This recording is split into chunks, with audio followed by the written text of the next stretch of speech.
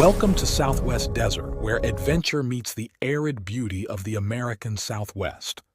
Join me as we explore Southwest's lost historical characters, stunning desert vistas, forgotten Native American history, or tales of lost gold mines. There's always something new to discover. Subscribe now and hit the bell icon so you don't miss out on our latest desert adventures. Let's journey together into the heart of the Southwest Desert. Sit back and enjoy.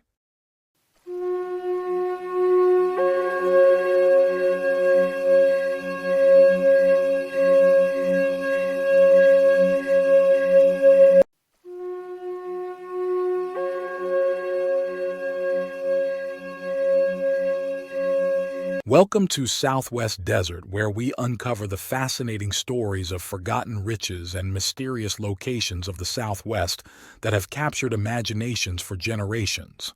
I'm your host, and today we're diving deep into one of the most intriguing tales of lost wealth in Utah Territory, the story of the Lost Santa Clara Mine, a rich silver and lead deposit that was discovered not once, but twice, only to be forever lost to the unpredictable forces of nature.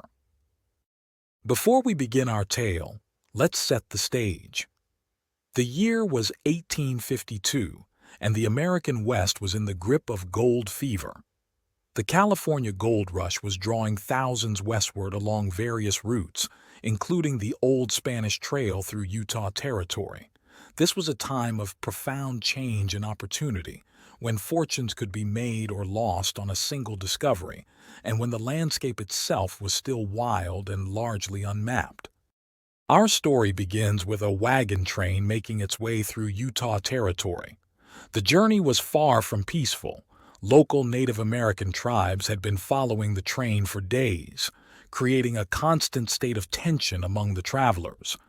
They'd already lost several horses and cattle to raids, and the wagon train captain had ordered everyone to maintain a tight formation, especially while crossing the numerous creek beds that cut through their path.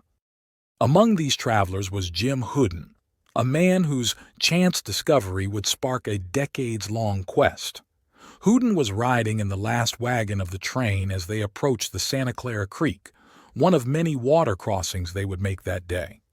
The mood was tense, with the rear guard keeping a particularly watchful eye on the surrounding landscape. What happened next was a perfect storm of circumstance.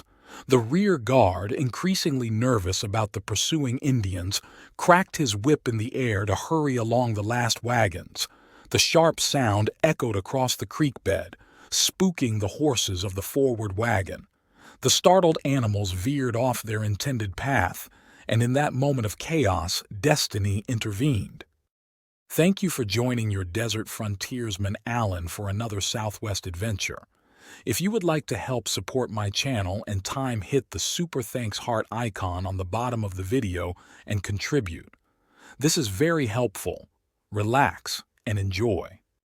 The wagon wheels scraped against a rocky ledge, and Jim Houdon, from his position in the last wagon, caught a flash of something unusual, a metallic gleam where the iron tire had scraped the rock clean. Despite the guard's angry protests and the potential danger from nearby Indians, Houdon knew this was a moment he couldn't ignore. He quickly broke off several chunks of the exposed rock and tossed them into his wagon. Before continuing on, he took careful note of his surroundings, creating a mental map that he hoped would lead him back to this spot. The location seemed straightforward enough. The vein was approximately 2 feet wide at the top, growing wider at the bottom and sloped toward the road. It was embedded in a rock ledge taller than a covered wagon, about 5 steps from the creek bed. To the left, a distinctive long level ridge stretched about half a mile from the river, rising 500 to 600 feet above the stream bed. These landmarks would prove crucial and ultimately insufficient in the years to come. Houdon continued on to California with his wagon train, those precious samples safely stowed away. When he finally had them assayed, the results confirmed what he'd hoped. The ore was extraordinarily rich in both lead and silver. But like many who arrived in California during the gold rush, Houdon found himself caught up in the frenzied search for gold. It would be several years before he could return to his discovery, years spent working for others who had struck it rich in the gold fields, slowly building up his own stake. When he finally made it back to the Santa Clara, the landmarks were exactly as he remembered them. This first return trip proved highly successful. He extracted a full load of ore and sold it for a handsome profit. Energized by his success, Houdon soon returned for a second load. But this time, nature presented a challenge. Spring runoff had raised the creek's water level, partially covering the silver seam. Undeterred, Houdon demonstrated the ingenuity that marked many successful prospectors of his era.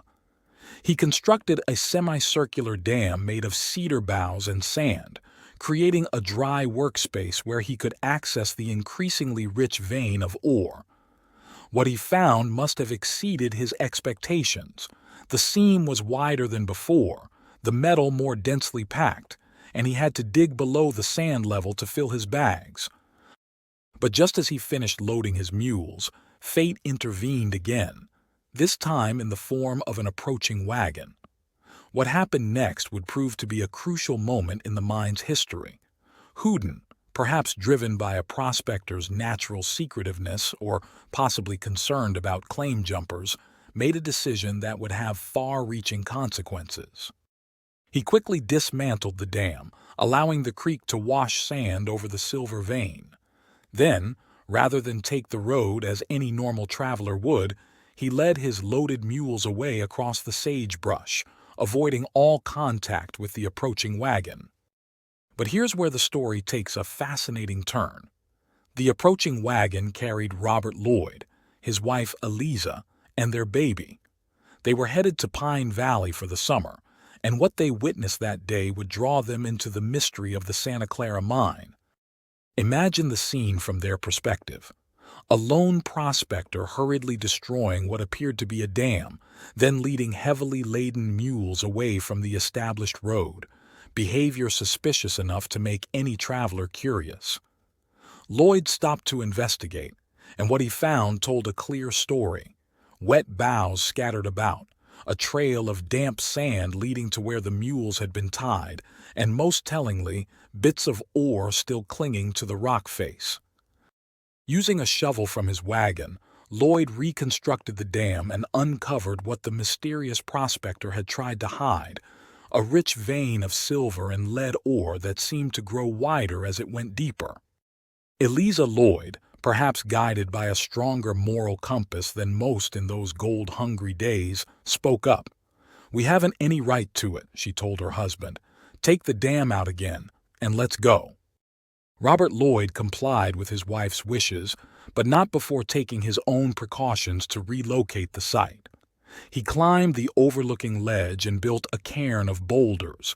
Then, in a stroke of ingenuity that would later prove tantalizingly significant, he fashioned a unique marker by pulling down a willow branch, bending it into a loop the size of his hand, and securing it with a knot.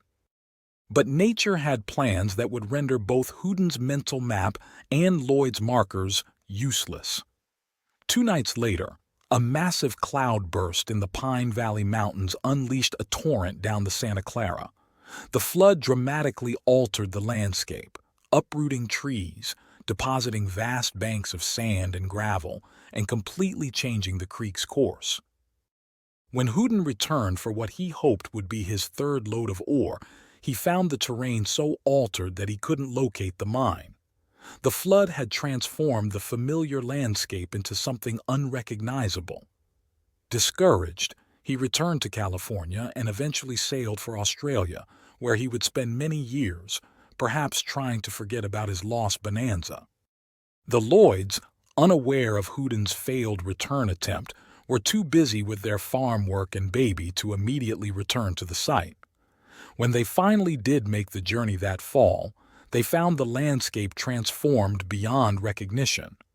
Despite spending an entire day searching, they could find neither Lloyd's stone cairn nor his knotted willow marker. The story might have ended there, but fate had one more twist in store. Years later, in the 1870s, an extraordinary coincidence occurred in the small town of Pinto. Robert Lloyd noticed a stranger using a walking stick with a peculiar looped handle. The stranger explained he'd cut it along the Santa Clara after being thrown from his horse, an accident that had left him with a permanent limp. This chance encounter sparked a series of expeditions, with Lloyd and the stranger trying repeatedly to locate the crossing where the walking stick was found. But the landscape had changed too much. The Santa Clara's course had been permanently altered by that long-ago flood, and with it, the location of the rich silver vein was lost to time. In a final, remarkable twist, years later, the stranger with the walking stick actually met Jim Houdon, who had returned from Australia for one last attempt to locate his lost mine. The two men shared their stories and became friends, united by their connection to the elusive silver deposit that had shaped both their lives. Today, somewhere along the Santa Clara, that rich vein of silver and lead presumably still exists, buried beneath decades of sediment and changed landscape. The mine joins countless other lost deposits of the American West, its location preserved only in stories passed down through generations. What makes this story particularly compelling is its verification through multiple independent sources. 3 different men, Houdon, Lloyd, and the stranger with the walking stick, all encountered the same deposit at different times, each adding their own chapter to the tale. The ore samples were tested and proven rich in both silver and lead. Yet despite this documentation, despite the known approximate location, despite multiple searches by those who had seen it with their own eyes, the mine remains lost to this day. This has been Southwest Desert. Join us next week when we explore another fascinating tale of lost riches and forgotten tales of the American Southwest frontier. Please check out my large catalog of Southwest videos and playlists. Happy trails!